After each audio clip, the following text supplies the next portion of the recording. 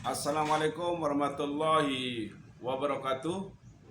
Perkenalkan, nama saya Juwarno Saputra. Kali ini saya ingin mengajak teman-teman mengenal politik dan hukum, karena saya rasa ini cukup penting untuk kami sampaikan pada teman-teman, menjadi sebuah pemahaman bagi kita semua. Dalam hubungan tolak tarik antara politik dan hukum, maka hukum menjadi terpengaruh oleh politik, karena sistem politik memiliki konstelasi energi yang lebih besar daripada hukum, sehingga harus berhubungan dengan politik. Maka hukum berada dalam sebuah kedudukan yang lebih lemah karena lebih kuatnya energi politik, maka menjadi beralasan adanya konstelasi bahwa kerap kali Indonesia diintervensi oleh politik. Bukan saja dalam proses pembuatannya, tapi juga dalam implementasinya. Bahwa proses pembuatan politik, proses pembuatan hukum seringkali digiring oleh proses-proses politik, kepentingan-kepentingan politik, maupun kepentingan-kepentingan pemodal yang masuk dalam sebuah regulasi, pembuatan regulasi yang ada di Indonesia. Artinya bahwa pembuatan undang-undang maupun peraturan daerah lebih pada dipengaruhi oleh sebuah kepentingan politis. Karena yang membuat undang-undang itu adalah orang-orang politis. Menurut Sri Sumantri pernah mengontatasi hubungan antara hukum dan politik di Indonesia. Ibarat perjalanan lokomotif, maka sering terlihat lokomotif itu keluar dari rel yang seharusnya dilalui. Yang seharusnya politik dengan hukum saling menguatkan. Jadi antara politik dan hukum ini tidak boleh kemudian ada lebih tinggi. Seperti yang sering kita dengar bahwa hukum adalah panglima, tapi pada faktanya bukan sedemikian itu.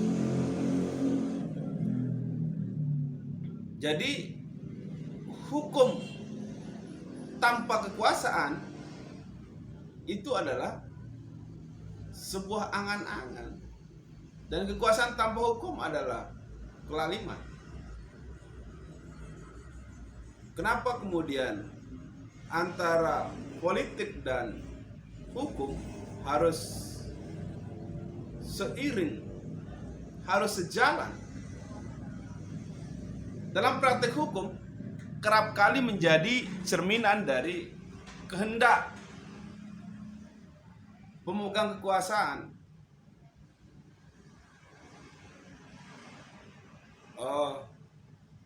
Kaum sofis Yunani mengatakan bahwa keadilan adalah apa yang berbeda bagi orang-orang yang lebih kuat. Jadi pada kaum sofis Yunani ini menyampaikan bahwa cenderung kemudian kaum sofis Yunani menyampaikan bahwa cenderung kemudian seringkali bahwa keadilan itu bagi kekuasaan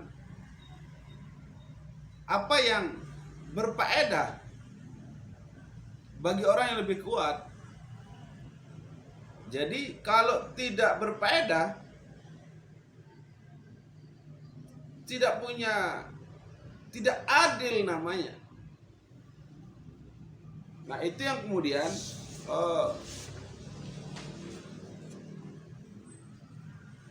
yang saya ingin sampaikan. Dalam sebuah aliran positivisme juga mengatakan kepatuhan terhadap hukum tidak lain dari tunduknya orang yang lebih lemah pada kehendak yang lebih kuat. Jadi kepatuhan hukum yang kemudian regulasi yang jalan pada saat ini, karena bagaimana untuk menundukkan kaum mayoritas dalam sebuah, karena rata-rata bahwa pengendali kekuasaan itu dimiliki oleh kaum minoritas, hanya segelintir orang, sehingga untuk menguatkan dirinya harus ada kekuasaan, ada kekuatan yang membacking, baik itu adalah berbentuk sebuah kebijakan dan kepentingan lainnya. Menurut Dundrop memperjelas mengapa hukum itu menjadi cermin dari kehendak yang pemegang kekuasaan, karena jumlah selalu lebih kecil dari jumlah kelompok yang dikuasai. Seperti yang sampaikan, artinya bahwa pengendali kekuasaan yang dikendalikan adalah masyarakat umum, masyarakat luas, sehingga harus ada kekuatan, memiliki kelebihan kekayaan, dan mereka juga adalah sebagai pemodal, sebagai orang yang memiliki kelebihan uang untuk mengatur, khusus untuk tetap memelihara dominasi kekayaan materialnya. Jadi agar mereka mendominasi, harus melakukan dengan cara-cara tersebut. Dalam pertentangan selalu terorganisir. Kekuasaannya lebih terorganisir, walaupun sedikit.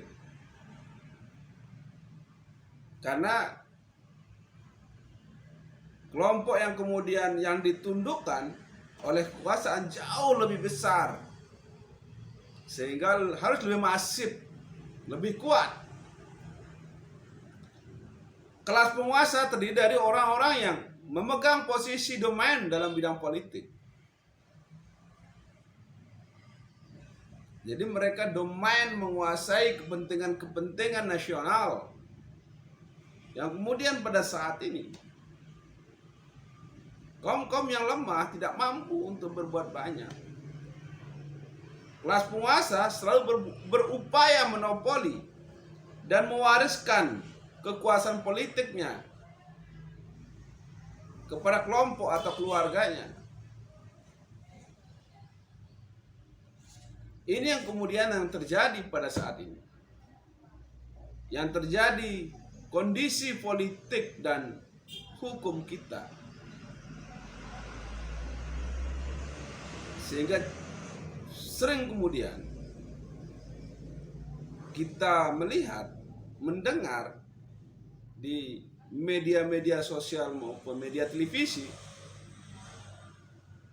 bahwa pemodal atau para penguasa sering sekali mengendalikan posisi-posisi hukum yang ada di Indonesia. Sehingga dalam sebuah kasus-kasus besar mereka tidak bisa untuk dihukum, untuk diproses, karena mereka terorganisir dan kuat. Nah, ini yang kemudian membuat kondisi negara kita yang saat ini bahwa antara politik dan hukum itu masih belum sejajar. Masih saat ini bahwa politik yang kemudian yang menguasai posisi hukum, yang mengendalikan posisi hukum kita yang ada di Indonesia pada saat ini. Nah, ini yang saya ingin sampaikan, bahwa dalam hal ini, dalam sebuah negara,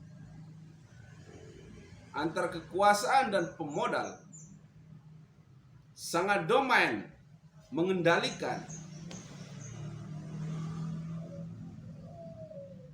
situasi-situasi kondisi hukum yang ada di negara kita.